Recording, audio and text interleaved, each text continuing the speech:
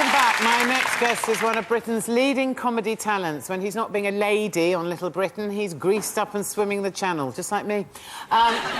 He's fresh off the plane from Hollywood and has just published his second children's book, Mr. Stink. Will you please welcome David Walliams?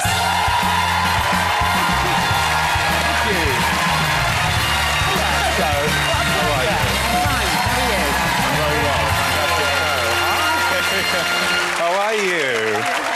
Please. Hi. Are you ready? Sorry. That's quite all right. I wouldn't mind going off for a wee. So if you want it. You're welcome. Hello. Sorry. Hello, my darling. Beautiful, isn't she? She is beautiful, but you moving your hips, that was very sexy. No, it wasn't. It was quite sexy. It wasn't sexy at all. But anyway, let's move on. Let's talk about your book. Oh, thank you. Let's talk about your first book, because that was a massive hit, The Boy in the Dress. Are you a bit nervous of writing a second book and not quite? Well, the first one was a story that I felt was kind of, in some ways, autobiographical, because from a young age, my sister used to dress me up as a girl, so there's...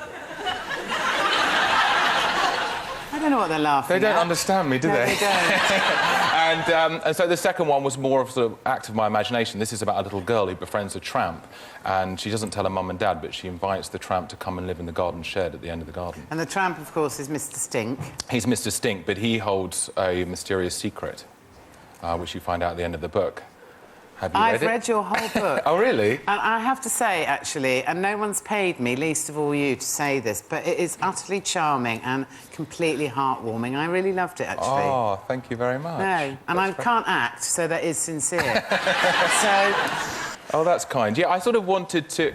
The themes in the book are quite adult in a way. It's kind of about hypocrisy, about the way you treat other people. But I think kids are quite sophisticated. I mean, I don't know what age children you intended it for. I would say kind of 8 to 10-ish. Yeah. Something like that. Yeah, that's it. It's kind of...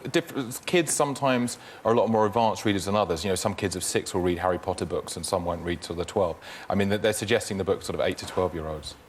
And the illustrations are fantastic. I know, they're all done by Quentin Blake, who you'll know from all the stuff he did with Roald Dahl.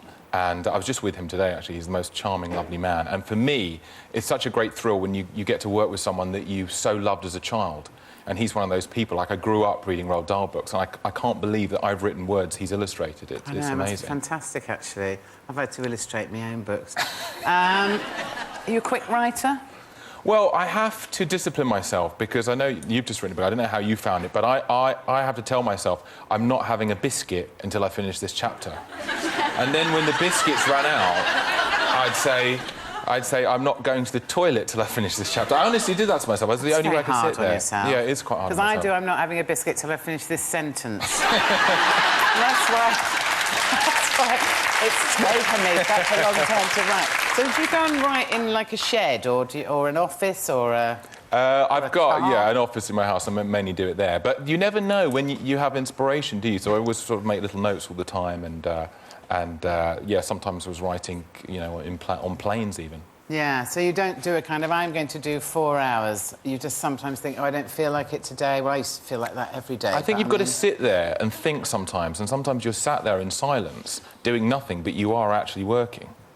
That's what I keep telling myself. And do you try and sort of put yourself into a child's shoes to write the book? I do wear actual little girl shoes when I write. No, I do.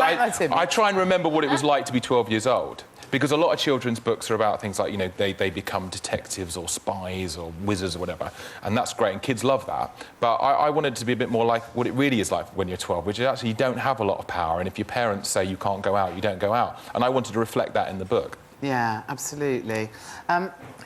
You've been in Hollywood, haven't you? You're so glamorous, honestly. What are we doing now, then? I was doing a film called Dinner for Schmucks that stars Steve Carell from The 40-Year-Old Virgin and American Office.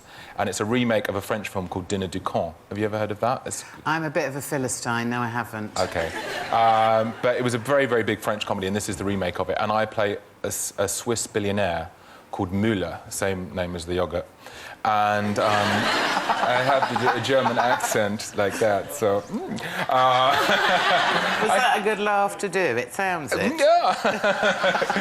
So, yeah, it was a lot of fun, actually. It's a much slower pace making movies, but it was really exciting being in Hollywood. And you do bump into people, like, bumped into Hugh Grant at a hotel on Saturday night. And it's quite exciting. Lord. To be... I know. Do you like Hugh Grant, Shakira? I do, as a matter of fact. I quite like him. He asked after you. I prefer a bit of rough to him. Did he ask after you? Yeah. Yes, I can just imagine. But first of all, we're going to see you in a film with the dog. Yes, I'm also going to be in a film called Marmaduke, which is a sort of family film, which means... So no swearing. For children. It's really... The star of the film is a dog, a Great Dane, called Marmaduke. In America, it's quite a famous cartoon strip, like kind of Garfield or something. Yeah. And I play a dog trainer called Anton. And I had to be quite well-behaved because it's a children's film, but I had one idea for my costume, which is... Because I was a dog trainer, I wanted to have like a half-eaten tennis ball, like, on a piece of string, and it sort of hung between my legs. I kept on thinking, they're going to make me, you know, get rid of this, but they didn't at all. But one thing I had You didn't? No, and one thing I kept on having to say in the film was, I had to keep on saying, top dogging. And I kept on saying to the producers, well, in England, dogging means something different. And they went, no, be fine. So in England, this whole film is going to get laughs in very different places in America. Could you live in Hollywood? Would that suit you? Not really, because you know, my family here, my mum, my sister, my nephew and everything, I wouldn't want to leave them. I mean, it's quite a seductive place because the sun's always shining and everything, but no, I kind of feel our audience is here, me and Matt's audience here. Next year, we're going to be doing a new series for the BBC and HBO. I'm really excited about that. And I feel that's our kind of, you know, where our comedy comes from, Can Britain. I say hooray, don't go to Hollywood. We'd miss you too much. Yes. No. Now, you were recently awarded Britain's most stylish man, weren't you? Has your life changed since then? Well, have you seen what I look like when I picked up the award? No, I haven't. Do you have... So, I was told I'm getting this award, and I thought, well, I can't just come, you know, in my normal clothes. So I got a little outfit together, and then Liz Hurley gave me the award. And I did a sort of little camp run up onto the stage as well. So my one chance to kind of look cool, I totally blew. You look cool to me. Thank you. Do you think your sense of style is one reason why you seem to have loads of girlfriends? I'm at the back of the queue. I'm number sort of 14,000. I'm waiting, but you're too stylish. You're already spoken for. I've met your husband. In a sort of way. Well, Would you like to get married? I would love to get married. That tie is working on me. Are you married? No, I'm semi-married. Semi. What does that mean? It's very convenient, I can tell you that. I'll just do my knitting. See you later. Does your reputation as a ladies' man put some girls off? God forbid, I can't imagine that it would. What do you think, Shakira? Sorry? Does his reputation... He has a reputation as a ladies' man. It's hard to tell. I can tell. I mean, I should have been warned about this before the interview, before the show. Doesn't seem to have done. Poor Shakira. No, I'm only asking. Does it put you off? No. But that stare's a bit scary. Because not only is it kind of intense, but it's sort of mixed with psychopath for me. Oh, how charming. I'm joking. Oh, thank you. I think you're...